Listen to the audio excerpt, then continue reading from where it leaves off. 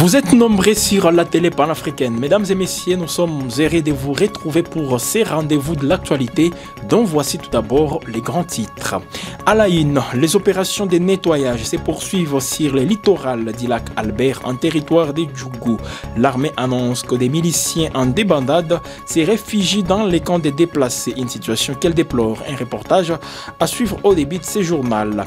Toujours à la une, quelques heures après l'appel de l'opposant Martin Fayulu à un dialogue national pour éviter la balkanisation du pays, le président Félix Tshisekedi a accepté la main tendue, une ouverture qui pourrait apaiser les tensions politiques en République démocratique du Congo. Et puis, les pays donataires finançant l'aide humanitaire en République démocratique du Congo tirent la sonnette d'alarme. Ils alertent sur la dégradation alarmante de la situation sécuritaire et humanitaire dans l'est du pays, menaçant les efforts d'assistance aux populations vulnérables. Voilà tout pour les titres.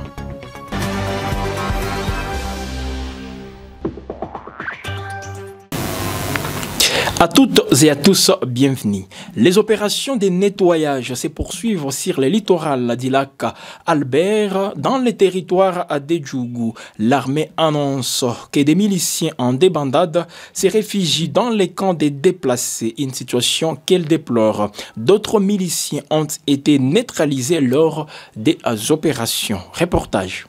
Lors des différentes opérations menées par l'armée au littoral du lac Albert ces jours, une dizaine de miliciens appartenant à la CRP de Thomas Lubanga ont été neutralisés et d'autres par contre se sont retranchés dans les sites de déplacés de Nyamoussassi, affirme le lieutenant Jules Ngongo Chikoudi, porte-parole du commandant des opérations et gouvernant militaire de l'Ituri.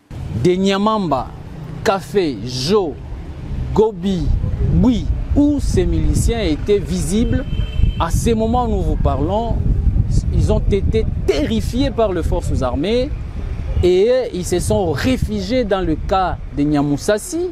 Nous travaillons avec professionnalisme pour dénicher tous ces hors-la-loi. Nous avons récupéré les armes de guerre depuis que nous avons commencé. 14 éléments de CRP ont été neutralisés et 4 ont été capturés. Après cette frappe, l'armée invite ses miliciens à déposer les armes. La terre de l'Ituri ne doit pas être un terrain des affrontements entre les Ituriens. Et donc, il est grand temps que la CRP abandonne cette entreprise criminelle pour qu'ils puissent avoir la vie sauve. Au nom du gouverneur militaire, le lieutenant-général Luboya, commandant des opérations, nous saluons ce courage de la population qui se désolidarise du jour au lendemain, qui n'a rien à voir si ce n'est pas créer encore de victimes au sein de la population iturienne. Des opérations en cours dans la chefferie de Bahema Banyuagui sont menées actuellement par l'armée congolaise et d'autres sont en cours de planification avec l'armée ougandaise et UPDF. Des milices CRP qui ont attaqué les autodéfenses. Et c'est ça que nous déplorons. Parce que apparemment les autres ont choisi la voie de la paix, le camp de la patrie, ça a été dit, et les autres ont voulu les attaquer et c'est ce qui se passe actuellement à Nizi. Malheureusement, la CRP a causé des morts dans le cas de la population de Nizi. Les forces armées de la République démocratique du Congo promettent poursuivre les opérations afin d'imposer la paix sur l'ensemble de la province de l'Ituri, une province qui est dans une phase de sa reconstruction et de son développement. Suite à une mission de 3 jours, des parlementaires européens ont lancé un appel pressant à l'instauration de couloirs humanitaires dans les provinces du Nord et Sud Kivu en République démocratique du Congo. L'objectif est de faciliter l'acheminement d'équipements médicaux, de nourriture et d'autres biens de première nécessité aux populations en difficulté. L'Est de la République démocratique du Congo, une région en proie à une crise humanitaire et sécuritaire sans fin. Après 3 jours d'une mission intense à Kinshasa, une délégation des parlementaires européens tire la sonnette d'alarme. Ces couloirs humanitaires, une nécessité pour acheminer médicaments, nourriture et biens des premières nécessités dans les provinces du Nord et Sud Kivu. Mais pour les eurodéputés, l'urgence est aussi la cessation des hostilités. Les violences et les violations des droits humains sont fermement condamnées. L'utilisation de la violence sexuelle comme arme de guerre, un fléau qui frappe en particulier les femmes et les enfants, est dénoncée avec force. La délégation européenne appelle à la reprise des négociations de l'accord cadre d'Addis Abeba et exhorte l'Union européenne à jouer un rôle moteur pour une paix durable. Les initiatives de la société civile comme celle de la Fondation Panzi sont saluées, mais les parlementaires insistent. Les autorités congolaises doivent s'attaquer d'urgence aux problèmes des violences sexuelles, notamment les viols collectifs qui ont eu lieu à la prison de Makala. Point sensible, les accords commerciaux entre l'Union européenne et le Rwanda.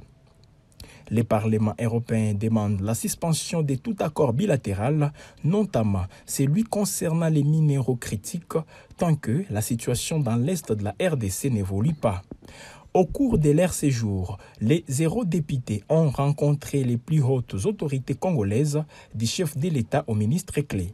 L'objectif, mettre en place une feuille de route Union européenne-RDC avec la participation de la société civile pour soutenir l'électrification, l'industrialisation et un approvisionnement éthique en minerais, tout en protégeant l'environnement et en assurant une redistribution équitable des richesses aux populations locales.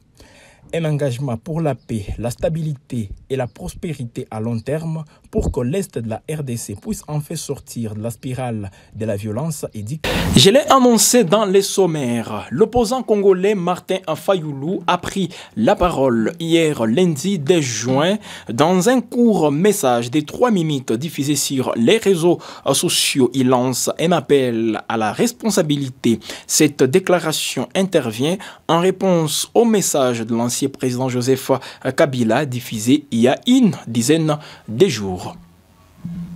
En République démocratique du Congo, l'opposant Martin Fayulu a lancé un appel à la responsabilité dans un message diffusé le 10 juin 2025 sur les réseaux sociaux.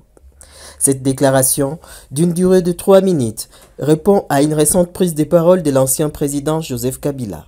Fayulu dresse un tableau alarmant de la situation, évoquant les heures les plus sombres de notre histoire et agitant les spectres d'une balkanisation de la RDC, une crainte récurrente depuis l'indépendance en 1960.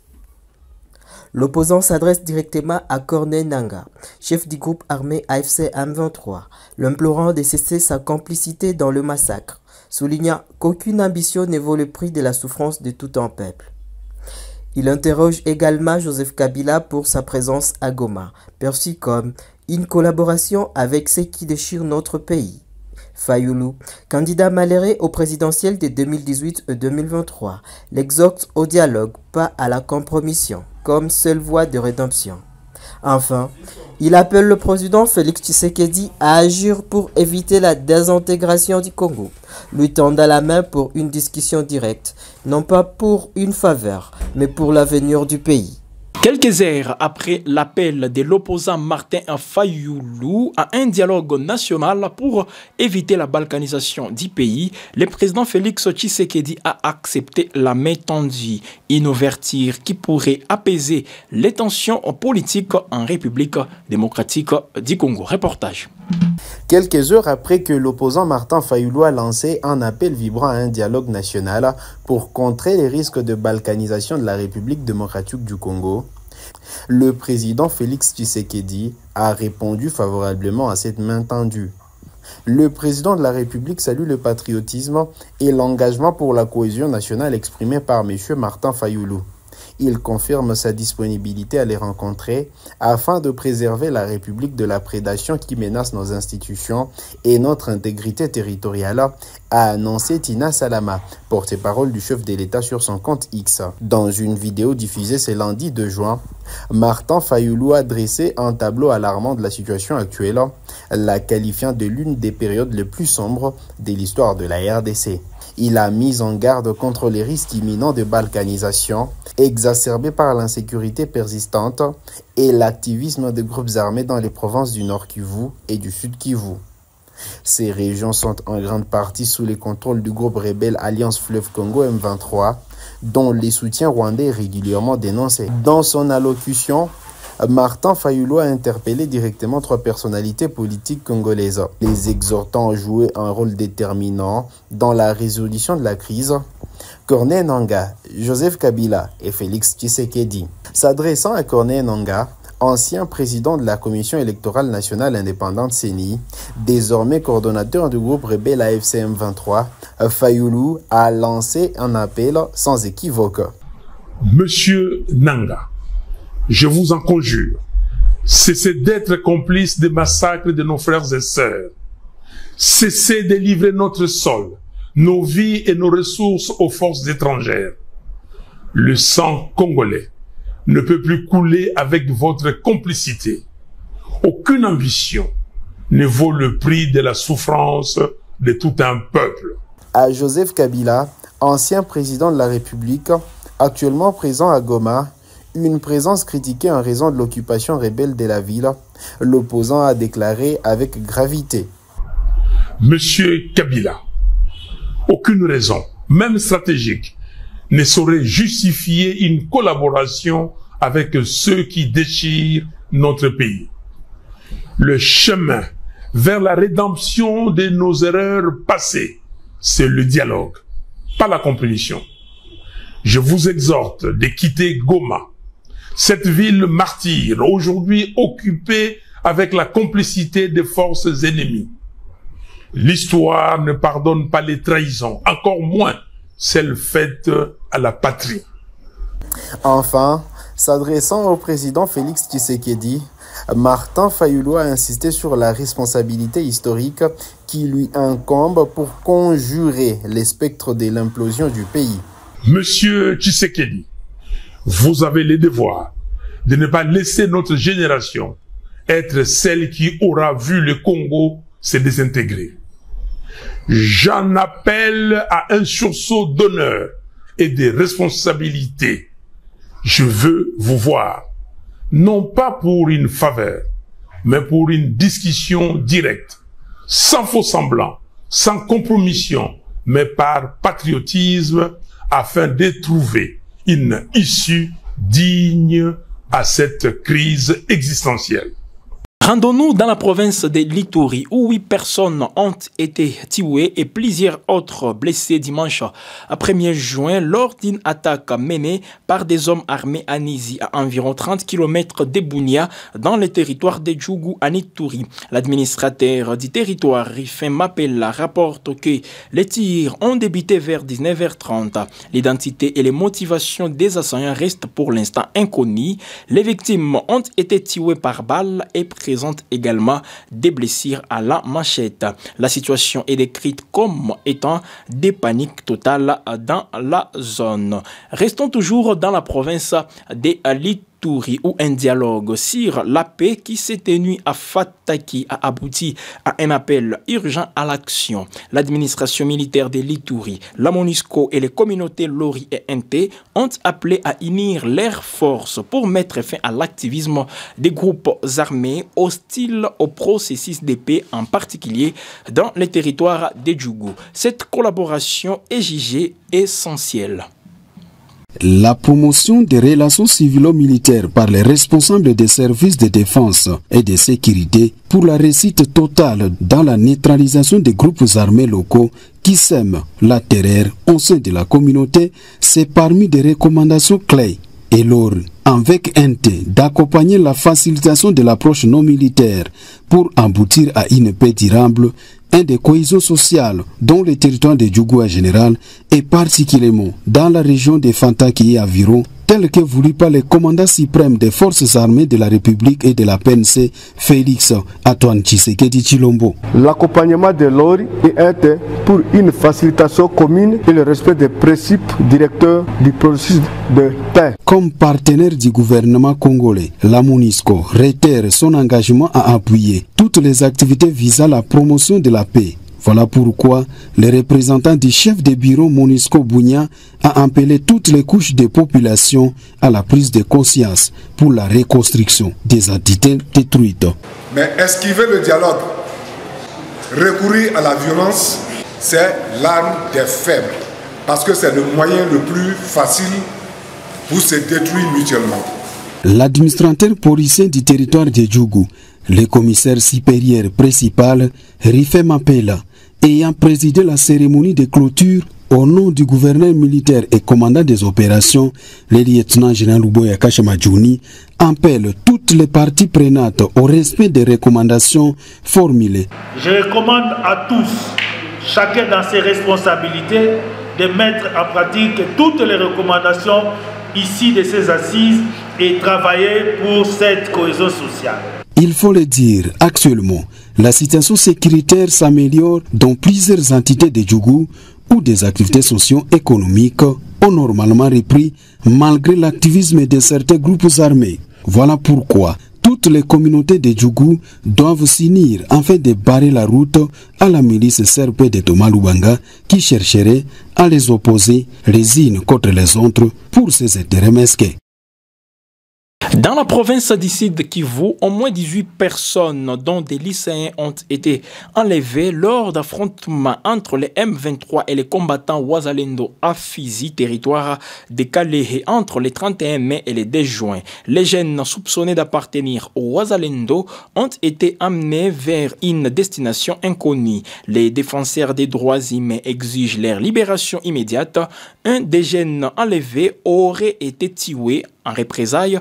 Un couple accusé de proximité avec les M23 a également été enlevé par les Wazalendo à Kamunyerere. La situation reste extrêmement tendue. Vous êtes sur Guel Afrique Média, vous suivez l'édition du journal.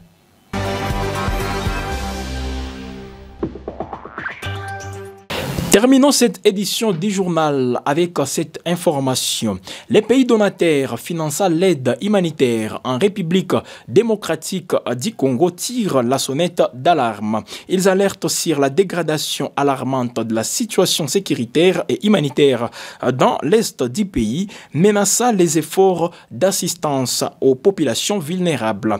La recrudescence des violences et des déplacements des populations suscite une vive inquiétude. Suivez ces reportages pour en savoir plus. L'est de la République démocratique du Congo est au bord du précipice. Face à la dégradation de la situation humanitaire et sécuritaire, les principaux pays donataires haussent les tons.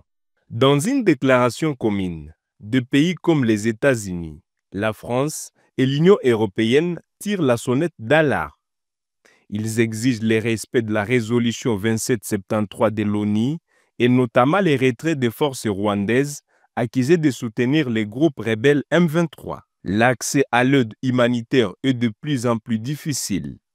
Les organisations, tant nationales qu'internationales, sont confrontées à des obstacles majeurs, notamment des taxes illégales imposées par les M23. Les donataires appellent toutes les parties à la cessation des hostilités et à privilégier la sécurité des populations civiles.